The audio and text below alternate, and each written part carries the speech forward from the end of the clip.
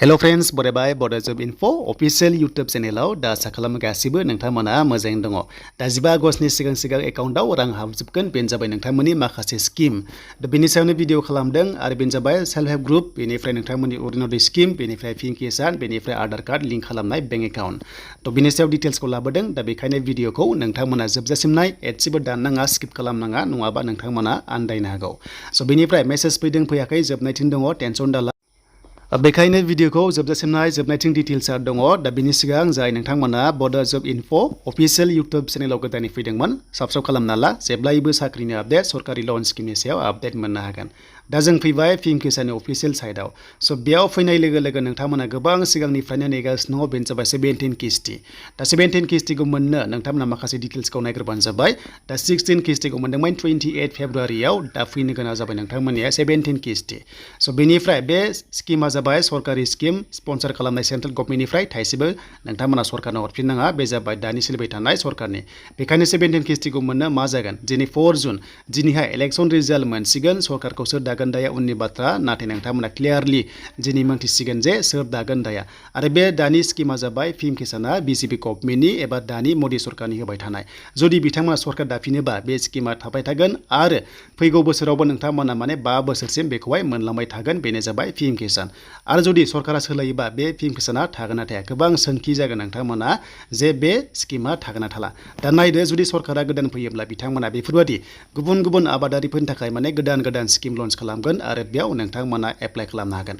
स' बिथांमोना बुंनाय बादिब्ला गोदान स्किम दिहुनगोन आबादारिफोरनो, जुदि गोदान सरकार फैयोबा आरो मोनसे सरकारा दानियानो थाबाय थायोबा नोंथांमोना किसानखौ मोनलांबाय थागोन, जेबो टेनसन गैया।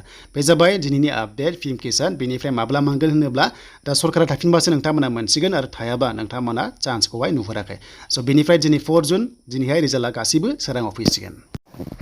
दानिया फैबाय सेकेन्ड आपडेटआव आधार कार्ड, बेनिफ्राय नोंथांमोननि पेन कार्डजों लिंक खालामनाय। दा बे जोबोर इम्परटेन्ट। थ' बिनि थाखाय जों डिटेल्सआव फैग्रोबाय। दा लिंक आधार होननाय मोनसे अप्सन दङ, लिंकआ दङ डिसक्रिपसनाव। स' बेयाव क्लिक खालामनानै जोङो आधार कार्डखौहाय पेन कार्डजोंहाय लिंक खालामनो हायो। आरो जुदि खालामबायमोन, लिंक जादोंना जायाखै नायनोबा नैबे मोनसे अप्सन दङ, लिंक आधार स्टेटासआव खनसे क्लिक खालामबानो जों आधार कार्ड नाम्बारखौ होनानै नायनांगौ। स' बेनिफ्राय सोर बायदिया लिंक खालामनांगौ डिटेल्सखौ लाना फैगासिनो दङ। दा गासैबो लिंक खालामनाङा, मोनसे खोथा, सिगां खोथायाव गासैबो लिंक खालामनाङा। स' लिंक जादोंना जायाखै नायनोबा आधार कार्ड पेन कार्डखौ होदो बेयाव। स' बेनिफ्राय नोंथांमोना भेलिडेट अप्सन मोनो, बेयाव क्लिक खालामबानो जोङो नायनो हागोन। दानिया बे लिंकखौहाय सोरबायदि खालामनांगौ डिटेल्सआव फैबाय। बेनो जाबाय जायफ्रा 80 इयार्स जाबायना, 80 बोसोरनि बारबाय, स' बिथांमोना लिंक खालामथारनांगौ, जेबो गोनांथि गैया। आरो मोजां बाथ्रा बाव जे आसाम, मेघालया, जम्मु काश्मीरा बेयाव लिंक खालामथारनांगौ गोनांथि गैया। नाथाय सोरबायदि खालामथारनांगौ बेबो जोबोद इम्परटेन्ट, मानोना खायसेया खालामथारनांगौ, अके, नाथाय खायसेया खालामनाङा, मेक्सिमाम खालामनाङा, जायफ्रा खामानि दङ बिथांमोनासो खालामनांगौ। स' बेनिफ्राय जुदि खालामोबा गुबुन स्टेटना 1000 फाइन होनांबाय, मानोना बिनि फ्रिनि लास्ट डेटआ जोब्बाय। स' बेनिफ्राय जुदि जों खालामबा जोंबो 1000 पेमेन्ट खालामनांगौ जायो। स' बेनिफ्राय सोर खालामनांगौ दाना फैबाय गुबै कन्टेन्टआव। थ' जायफ्रा कन्ट्रेक्चुवेल साख्रि मावगासिनो दङ एबा गुबुन गुबुन जब मावगासिनो दङ, नोंथांमोना मान्थलि 10% टेक्स होगासिनो दङ गभर्नमेन्टनो। स' हमना ला आङो 10% टेक्स होगासिनो दङ गभर्नमेन्टनो सेलारिनिफ्राय, अके। स' बेखौ दायो थांफिनबाय, बोसोरसेयाव जोंहा रिफान्ड मोनफिनो आरो TDS होननाय जोंहा थायो, TDS खौ जों एप्लाइ खालामनांगौ। स' बेनिफ्राय जायफ्रा TDS दासिमबो एप्लाइ खालामाखै, TDS आ एप्लाइ जागासिनो दङ, ITR फाइल जागासिनो दङ, नोंथांमोना खालामदो। 10% टेक्स होनायखौ नोंथांमोना बोसोरसेनि जि मोननो गोनां रां, नोंथांमोननि एकाउन्टआव रिफान्ड जाफिनगोन, बेखौहाय नोंथांमोना एप्लाइ खालामदो। आरो बे राङा जुन जुलाइआव हाबहैसिगोन, बेनिखायनो नोंथांमोना एप्लाइ खालामदो। दा बेखायनो बेखौ एप्लाइ खालामबा नोंथांमोननि आधार कार्डजोंहाय पेन कार्डजों लिंक थाथारनांगोन, होमबासो भेरिफाइड जागोन, एक्सेप्ट जागोन, नङाबा मोननाय नङा। दा हमना ला सोरबा 30,000 सेलारि मोनगासिनो दङ, बेनिफ्राय 10% टेक्स होयोबा 3000 मान्थलि हरगासिनो दङ सरकारनो, दा बेखौनो मोनफिननाय जागोन। स' बेनो जाबाय नोंथांमोननि TDS नि सायाव।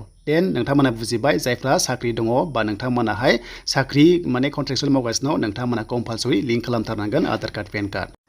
स' दानिया फैबाय आसामनि स्किम अरुणोदय। दा गोबां नेगासिनो दङ, दा नोंथांमोननि राङा 10 तारिखआव हाबगोन एबा बिनि एसे सिगांबो हाबो आरो लेट जायो माब्लाबा बन्द' दिनबा। 750 राङा एकाउन्टआव हाबबावसिगोनलाय अरुणोदय 3.0, बेनिफ्राय नोंथांमोननि 1.0आ।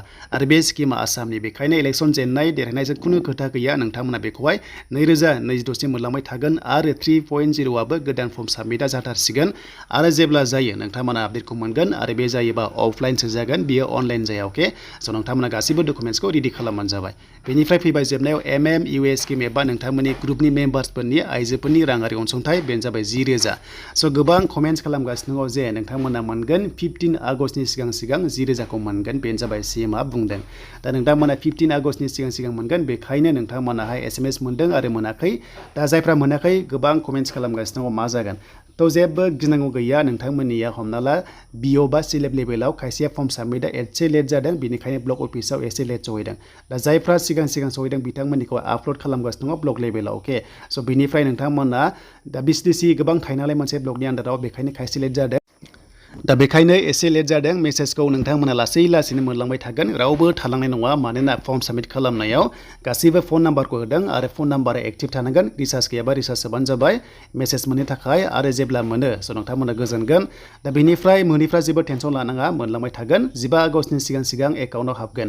स' बेखायनो दायो फर्म साबमिट खालामनायनिसो मोनसे ID नाम्बार फैदों आरो बे ID नाम्बारा बयनावबो थागोन आरो बे ID नाम्बारखौ लानानै नोंथांमोननि एकाउन्टआव रांखौहाय सोनाय जागोन दा बिनि खामानिया SRLM ब्लक अफिसाव सोलिगासिनो दङ बेनिफ्राय ब्लकनिफ्राय थांनानै डिस्ट्रिक्ट लेभेलाव थांगोन आरो डिस्ट्रिक्टनिफ्राय स्टेटआव थांगोन आरो स्टेटनिफ्राय नोंथांमोननि एकाउन्टआव रांखौहाय सोहरनाय जागोन बेनो जाबाय फार्स्ट किस्ति 10,000 स' बेनोसोमोन नोंथांमोननि थाखाय लेटेस्ट आपडेट एन्ड नेक्स्टआव गोदान भिडिअ लोगो मोनगोन जायफ्रानोखि राङारि अनसुंथाइ मोनग्राफोर